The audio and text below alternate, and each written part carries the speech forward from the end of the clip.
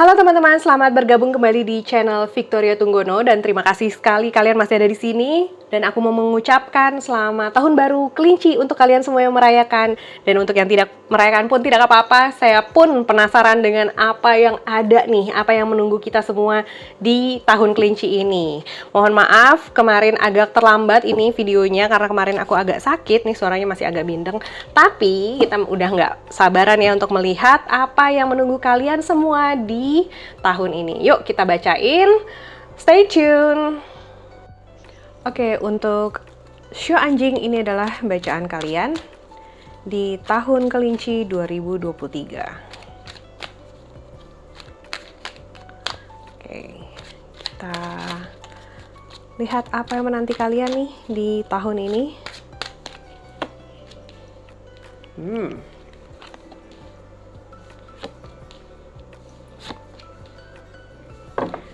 Oke, di sini ada The Moon. The Moon adalah petunjuk buat kalian atau tanda buat kalian untuk lebih mendengarkan intuisi atau hati nurani, bukan dengan ego tapi lebih ngelihat ke dalam nih. Lihat ke dalam kata batin kalian apa kata Tuhan untuk kalian lebih terhubung dengan intuisi kalian. Oke, di tahun lalu, di tahun macan ya, bener macan ya, ada kekuatan yang kalian sudah pelajari, kalian sudah belajar untuk lebih lembut, lebih penuh kasih, lebih ngedengerin kata hati. Dan tahun ini juga tetap ada. Di sini kalian harus lebih di tahun lalu ya kalian lebih lembut, dan di tahun ini kalian harus ditambah dengan berpikir jernih. Jadi pikiran itu harus jernih, ada konsekuensi dari setiap kejadian atau dari setiap tindakan kalian, dari setiap keputusan itu selalu ada konsekuensinya dan kalian harus menjalani itu. Kalau kalian sudah melakukan kesalahan di tahun lalu berarti atau di tahun-tahun sebelumnya lagi, maka tahun ini adalah kalian bayar karmanya, dalam artian kalian ambil pelajarannya. Atau kalian kemarin itu kalian sudah melakukan hal-hal baik, kalian juga mengambil karmanya atau mengambil hikmahnya. Jadi ini adalah kartu tentang semua hal itu pasti adil di dunia ini. Semua hal itu tidak ada yang luput dari pandangan Tuhan. Semuanya dicatat dan kalian akan mendapatkan sesuai dengan apa yang kalian berikan. Di sini adalah yang akan kalian hadapi, the devil.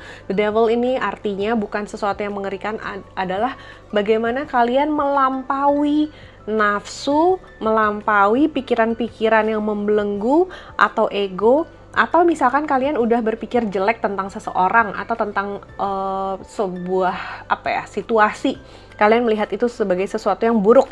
Nah, ini adalah tantangan buat kalian melampaui itu. Melihat itu bukan sebagai sesuatu yang buruk atau baik, tapi melihat sesuatu itu apa adanya. Oh, ini begini. Ya udah. Jadi tidak dinilai dengan baik, tidak dinilai dengan buruk. Karena dengan kita menilai, kita akan ada preferensi. Oh, itu buruk, aku maunya yang baik. Oh, itu aku nggak suka, aku maunya begini. Nah, dengan kita maunya apa, itu yang membelenggu kita. Karena itu tidak sesuai dengan kenyataan yang ada. Dan itu yang membuat kita tidak bahagia. Jadi, untuk melepaskan the devil ini, untuk melepaskan kungkungan ini adalah dengan membongkar cara berpikir kalian dulu. Mindsetnya dibongkar supaya kalian bisa berpikir dengan jernih. Seperti itu. Nah, di sini ada Eight of Swords. Eight of Swords ini adalah bagaimana kalian melampaui itu karena semua belenggu itu semua cuma ada di pikiran kalian. Lihat ini sebetulnya si elang, ini elang atau bukan? Si elang ini tuh bisa terbang kapan aja, dia bebas, dia tidak diikat. Ini cuma ikatan kaki tapi tidak mengikat dia ke ranting atau kemana. Dia hanya terikat karena pikirannya aja. Jadinya dia rasanya nggak bisa kemana-mana. Padahal dia bebas kemana-mana. Cuma pikiran dia yang tidak. Aku nggak bisa begini karena aku nggak mampu. Aku maunya begini, apa segala macam. Tidak melihat kenyataan dan tidak melihat sesuatu itu dari sudut pandang yang lebih positif. Jadi, tugas kalian tahun ini adalah untuk melampaui itu, untuk melihat batasan-batasan kalian dan melampaui itu. supaya kalian tidak lagi hidup tertekan oleh pemikiran kalian sendiri, oleh penjara yang kalian ciptakan sendiri. Jadi kalian bisa hidup lebih mindful ya, lebih bahagia, lebih bebas apa adanya. Oke, kita buka satu kartu untuk karir dan keuangan kalian. Stagnation, oke. Saat ini mungkin nggak akan terlalu berubah dari tahun lalu, mungkin akan sama-sama aja kelihatannya. Tapi jangan khawatir karena walaupun kalian rasanya biasa aja, bisa jadi udah ada progres. Bisa jadi kalian tuh melihat kalian rasanya biasa aja, kok kayaknya nggak ada perubahan yang signifikan, kok kayaknya gini-gini apa segala macam. Tapi mungkin bukan di situ, tapi kalian boleh berpikir nih. Jadi pemikiran kalian harus diubah ya.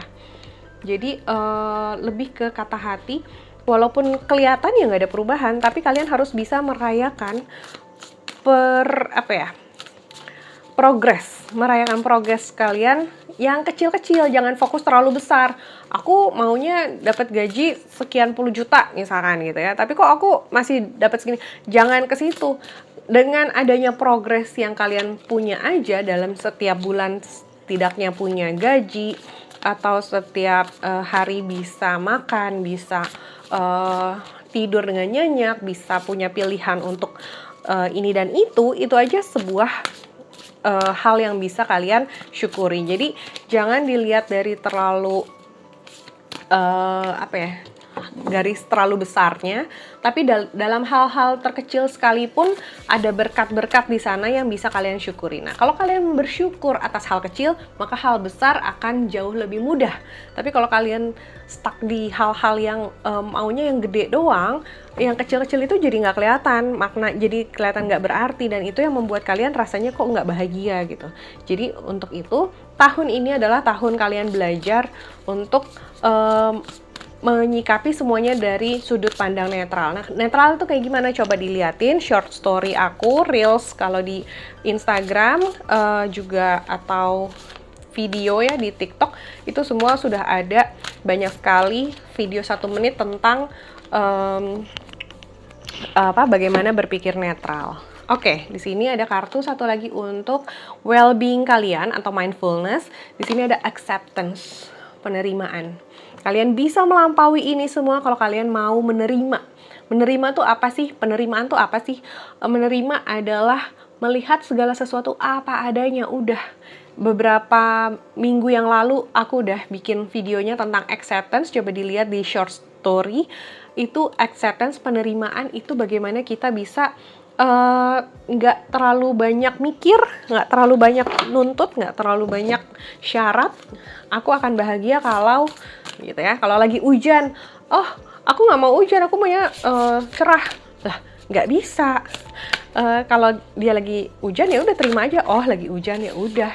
Lalu bagaimana caranya aku mengatasi hujan ini? Apa aku di rumah aja, atau aku pakai payung, atau aku pakai mobil? Oh nggak ada mobil, pakai motor.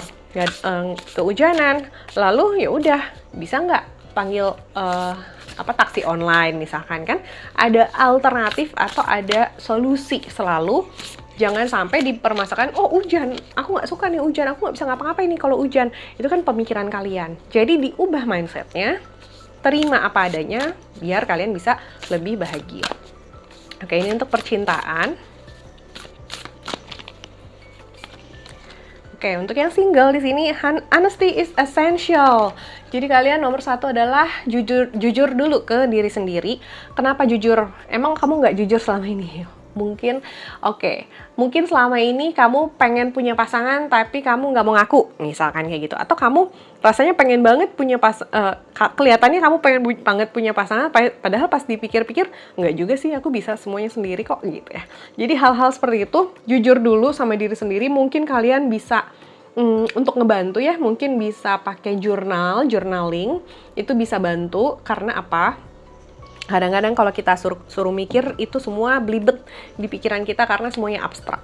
Tapi kadang-kadang kalau ditulis itu jadi jernih. Jadi apa yang ada di pikiran yang selama ini terlalu terlalu membuat ruwet gitu ya di abstrak itu, coba ditulis, dituangin, walaupun tulisannya mungkin aneh ya, maksudnya lompat-lompat, tapi dari tulisan itu kalian akan bisa melihat betapa pikiran kalian itu sekompleks apa sih, seribet apa sih gitu. Jadi bisa diurai dari situ. Apa sih yang butuh kalian lakukan? Kalian pikir cara berpikir kalian harus seperti apa supaya kalian bisa damai dulu nih dalam diri. Speak with love and truth. Coba penuh cinta kasih ke diri sendiri. Apa sih yang kalian butuhkan dalam memenuhi emosi kalian nih? Apakah benar-benar perlu pasangan, atau kalian justru perlu mencintai diri kalian sendiri dulu, baru ke pasangan. Pasangan itu adalah pelengkap. Pasangan itu adalah perwujudan atau manifestasi atau pengejawantahan dari semesta atas pemikiran kita. Kalau kita di pikiran kita nggak bisa mencintai diri sendiri, ya pengejawantahannya adalah mendapat pacar yang tidak mencintai kita, yang toksik, atau malah dijauhkan dari pasangan gitu. Jadi jujur dulu ke diri sendiri, penuh cinta kasih dan kebenaran untuk diri sendiri, melihat diri sendiri apa adanya, apa yang perlu ku perbaiki nih untuk menarik pasangan yang aku mau, pasangan yang sempurna buatku, itu apa yang harus ku perbaiki nih. Nomor 1 itu dulu. Dan penuh kasih dulu, self love. Kalau udah self love lebih gampang untuk yang lain-lainnya. Oke. Kita buka satu lagi untuk yang berpasangan.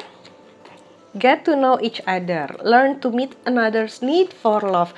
Jadi kalau kalian punya pasangan, mungkin kelihatannya udah bisa melewati banyak hal berdua, tapi kadang-kadang mungkin kita nggak terlalu kenal nih pasangan kita. Bisa jadi dia nomor 1 adalah kenali dulu love language satu sama lain. Kalian itu lebih suka apa? Acts of service, words of affirmation,